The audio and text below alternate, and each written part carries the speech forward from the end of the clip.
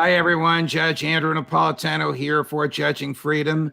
Today is Wednesday, July 5th, 2023. It's a few minutes after 11 o'clock in the morning here on the East Coast of the United States, a few minutes after 5 o'clock in the hills of Rome, from which our next guest, Alastair Crooke, joins us. Alastair, where are you on the screen? There you are, my dear friend. Welcome to the show, and thank you for spending time with us. I want to talk about the nuclear power plant in Ukraine, and I want to talk about the latest involving Yevgeny Prigozhin. But before we do that, since you are such a monitor of all things European, and since this hasn't really stopped, it just seems to be getting worse, what is happening in France as we speak, and is all of it derived from a police shooting of a 17-year-old boy, or is there more here than meets the eye? Well, much more. Of course, the riots that followed the shooting of the boy are the most obvious sort of manifestation of it. But it's much more serious because what we're seeing here is basically the end to the post-war era, to the order in the West. And that is very serious. Let me explain a little bit. What I mean by that was, at the end of two wars, many in Europe wanted to have, if you like, a fairer society. The industrial society that preceded these two wars was feudal in many ways. It wasn't necessarily socialism and communism as many Americans believe, although communism clearly was present in Europe at the time. But there was a sense of wanting to have a fairer society, and that the less advantaged should not be shut out, that all should be included in this. And this was a prevailing sentiment at that time. And what we're seeing now is that was completely overturned.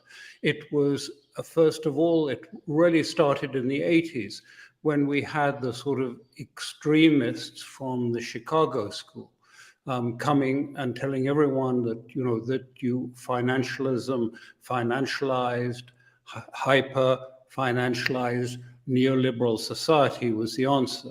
And then leaders like Mrs. Thatcher just got rid of many of it. She was told quite simply by Chicago, look, forget about building ships and making cars. Concentrate on the City of London and financial services. That's the future for it.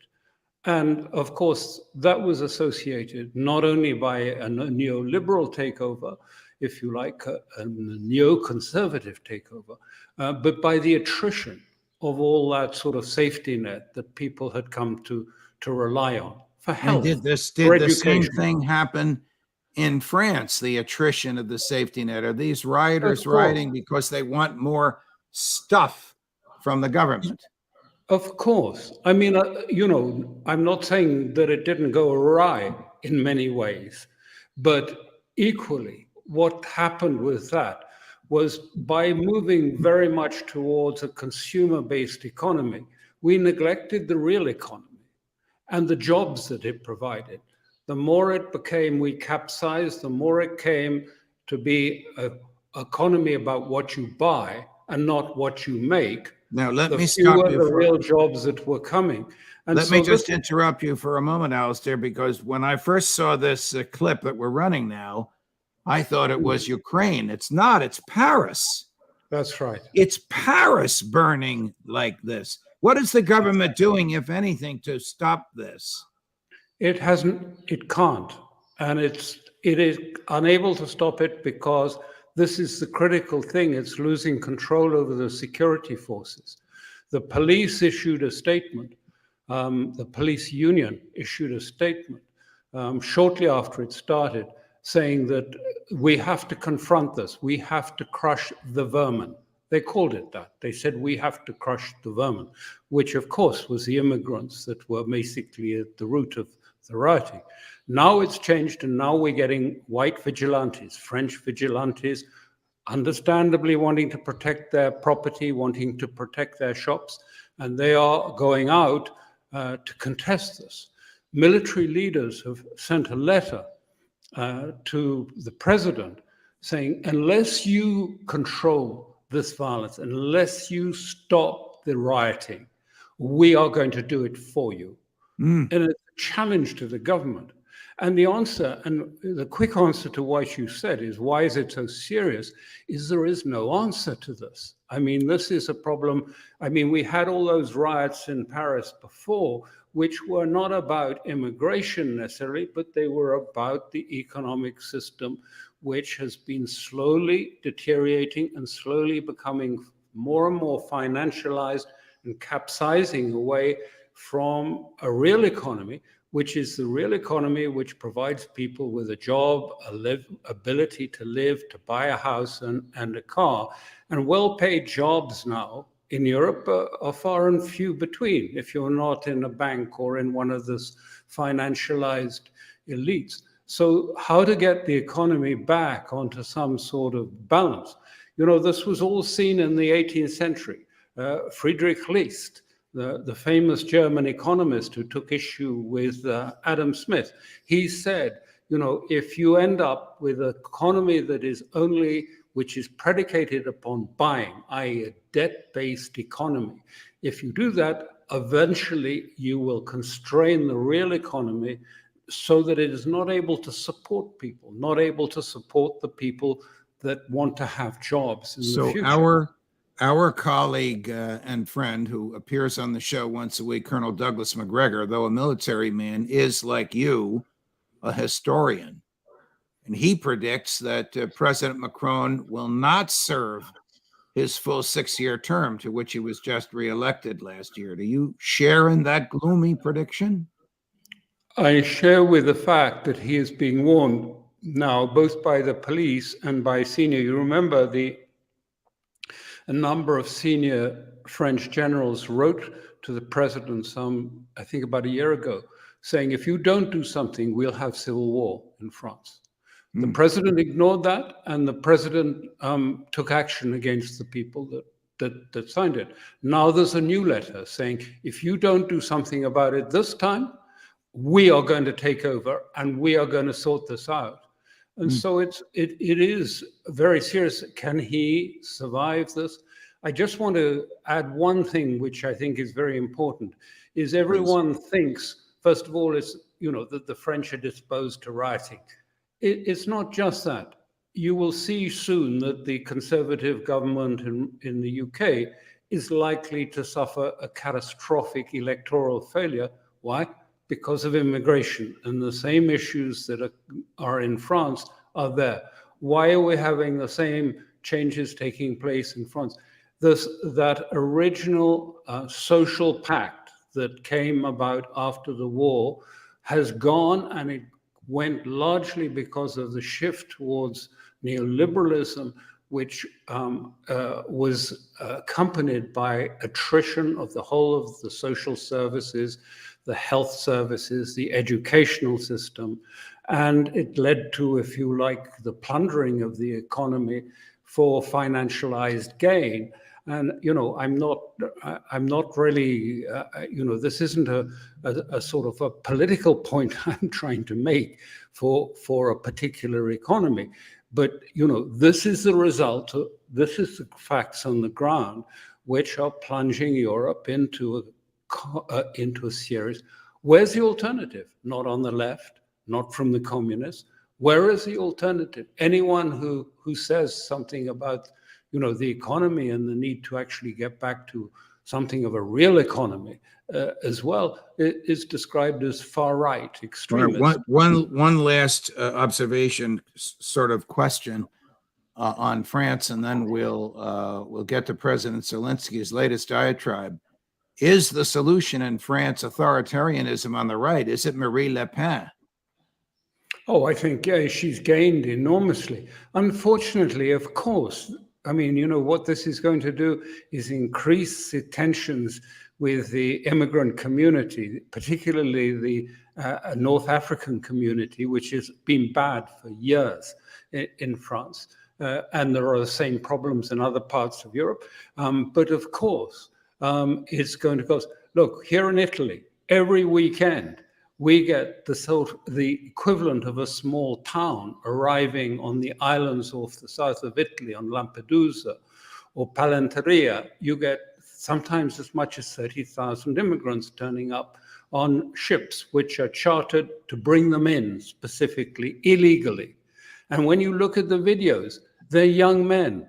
You don't see them. You used to have women and children amongst them, but you see them getting off and storming onto the beach.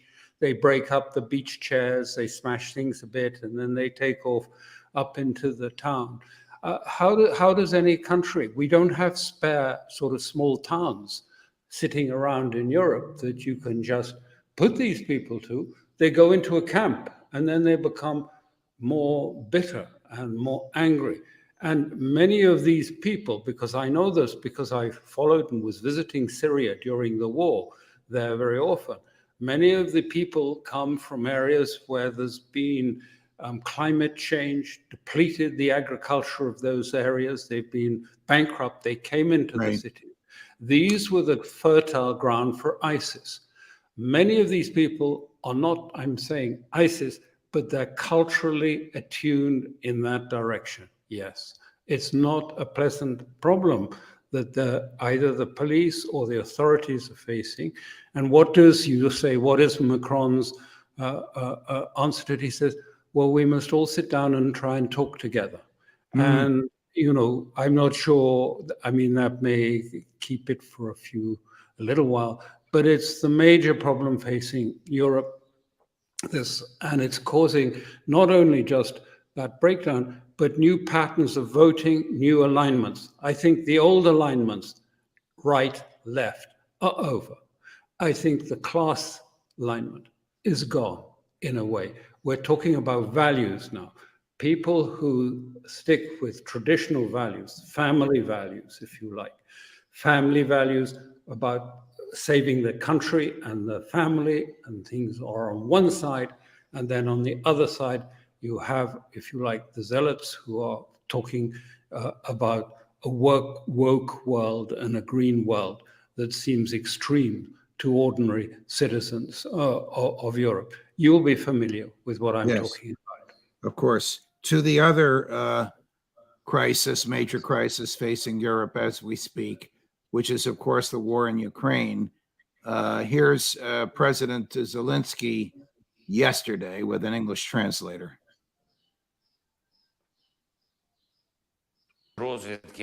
Now we have information from our intelligence that the Russian troops have placed objects resembling explosives on the roof of several power units at the Zaporizhzhia nuclear power plant, perhaps to simulate an attack on the plant. Perhaps they have some other scenario. But in any case, the world can't but see, that the only source of danger to the Zaporizhzhia nuclear power plant is Russia and no one else.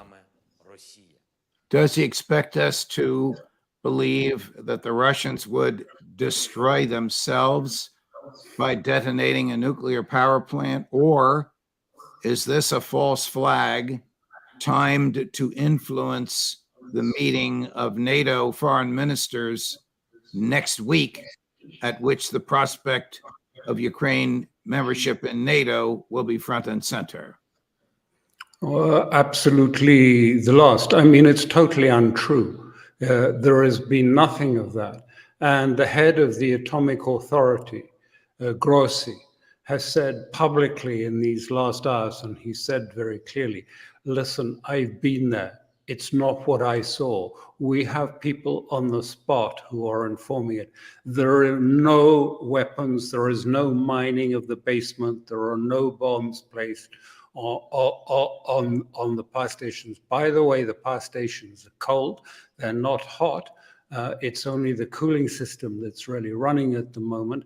Of course, there's radioactive waste that is in the vicinity, but the station itself is pretty impervious to any attack on it. I mean, in terms of a rocket, because it's got a huge, thick concrete containment system. So I don't think it's likely. The Ukrainians did try an assault a couple of days ago, and it was immediately crushed by the Russians before they crossed the river. And do you think the Ukrainians are reckless enough to assault this nuclear facility and then just come what may. I don't think they have the ability. I think it's partly bluff because they know what's coming at Vilnius, which is the NATO summit, which starts next week. They know that they're not going to be offered NATO membership. And this is their last throw of the dice, is to try and get NATO in Ukraine or an Article 5 declaration against Russia. But I don't think there's any chance of that. By the way, there were a number of European governments who approached Zelenskyy overnight in this recent period about what was happening at the Zaporizhzhia power plant. And they came away saying, it's not going to happen. We're not going to have, in other words, they're saying it was a bluff. And it's all about trying to push Europe into giving some sort of commitment of a short circuit entry for Ukraine into NATO, or that they would send NATO forces to control what's happening around the Zaporizhzhia power plant. I don't think, and Grossi, who is not very, forthright politically, has been quite explicit in this case. He says, it's just not happening. I've been there. There are no bombs. There's no attack. The Russians are in control, and it's operating perfectly. We're talking here about mostly the cooling system rather than the reactors. All right, switching gears now to Yevgeny Prigozhin. In American football, when you have just a few seconds left in the game and you're losing and you have the ball, the quarterback throws what is sometimes called a Hail Mary pass. He just throws it in the hopes that one of his receivers will be in the end zone and catches it. I suppose if he's Catholic, like Tom Brady, he would actually say a Hail Mary, but this is known in the media as a Hail Mary pass. Why do I give this background? Because you, my dear friend, in a brilliant article you just published in the past few days, perhaps so Americans wouldn't think about the significance of July 4th, 1776, but nevertheless, you published it in the past few days, referred to Prigozhin's antics as a Hail Mary pass. If they were, who threw the ball? The West. The West threw this ball. They really did believe that they were going to see, there's ample evidence. They thought we were going to see a lot of killing, Russians be killing Russians, and that it was going to be civil war. And they took this idea and they were so disappointed. CNN were lined up for sort of 24-hour coverage. They pulled in all the generals, some of whom you might know, to be commentators when it went. We had the ex-ambassador, like Fall, coming on, and Applebaum, everyone saying, well, the civil war is coming. But, I think I don't want to go down a rabbit hole, but, it's very unlikely for me that the Russian intelligence did not know in advance, well in advance of what was coming. And certainly, as you have reported, I think on this, Congress were informed several days in advance. The British Prime Minister was informed, watch out for this weekend. It's going to come and all our problems are solved because, we don't have to worry about the Ukraine war anymore because Russia is going to be in flames with a civil war inside. And they're reeling from it. I think they really are. The intel community in the West is reeling from this after the failure of the Ukrainian offensive. They just don't know what to do. And this is why this whole Vilnius thing is so much up in the air. They don't know what's the answer. And Europe now feels trapped, utterly trapped by your succinct answer to my question of who threw the ball, the West. Does that mean that was the West? Does that mean that CIA and MI6 facilitated, plotted, planned? In other words, more than just knowledge of this, they helped it along. or did they just wish it success? Well, we don't, I mean, we can never know the full details of that. They're certainly not going to be that frank. But from all, I mean, from, first of all, all that, Zelenskyy was saying, I mean, was setting him up for a pitch. I mean, it was very obvious. It was not the normal things that a military commander would say. And he's been saying it for 6 months, and he's never been reprimanded. He's never been criticized. He's never been removed for 6 months. And then, as we saw with the leaks from Teixeira, he was supposed to be offering deployments to Kyiv. And then in January, according to all the sources that I have seen, he was approached by Americans in Africa and asked if he would cooperate. On what terms? I don't know. What was the basis of it? I don't know. Whether they truly believed he had the capability to do this. I mean, I would hope they didn't believe it, but possibly they did believe it. So he's in Belarus.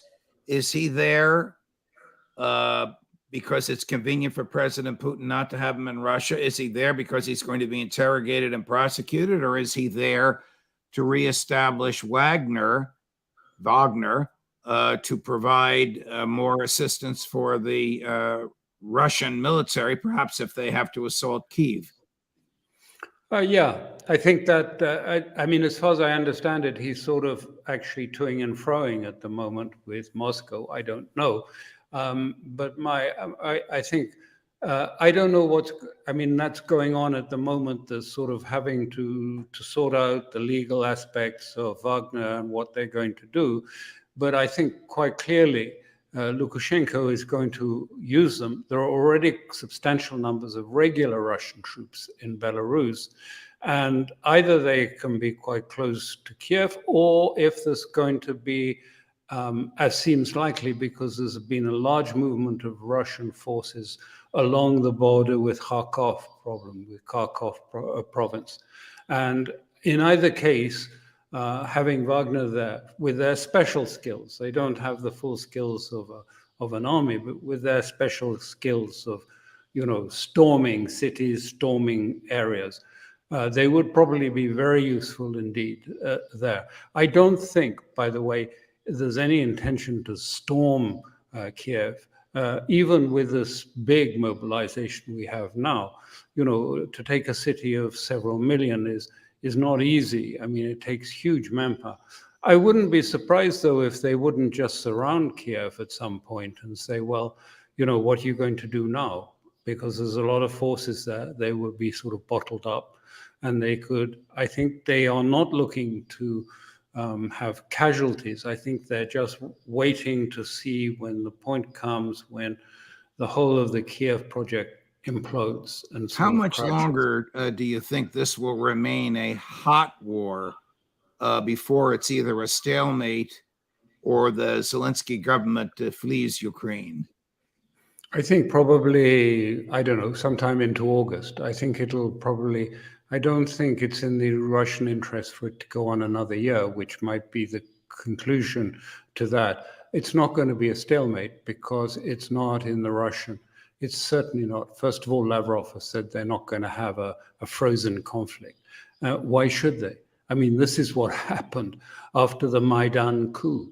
After the coupists then set up, a big army to challenge the dissidents in the Donbass and Luhansk Republic, and ultimately Russia. And NATO armed them and prepared them for this conflict. If they have a frozen truce, which America says explicitly, will be the time where we give them more weapons, more training, more aircraft. Russia will see this, oh no, we're just going back to the same old thing. Once, wash, rinse, and repeat. Wash, rinse, and repeat. Alastair Crooke, always a pleasure, my dear friend. How the fans of this show appreciate your insight, I almost can't even articulate in words. Nothing short of brilliant. Thank you for all your time. We'll see you again soon. Thank you very much. All the best. You're welcome. Of course, more as we get it. Later today, Tony Schaefer Phil Giraldi, and Larry Johnson. Larry at 4:30 Eastern has a broadside against his former employers, the Central Intelligence Agency. Judge Napolitano for Judging Freedom.